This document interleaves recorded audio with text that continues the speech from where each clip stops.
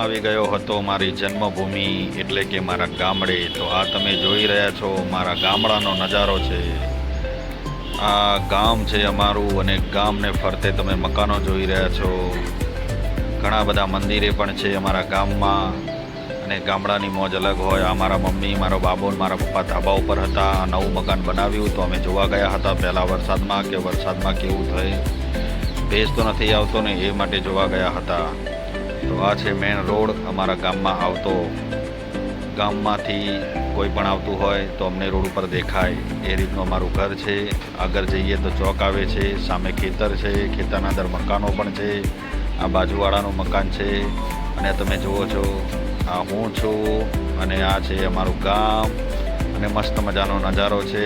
તમે પણ જોઈ શકો છો કે ગામડાની મોજ આખી અલગ હોય, ગામમાં રહેવાની મોજ અલગ હોય.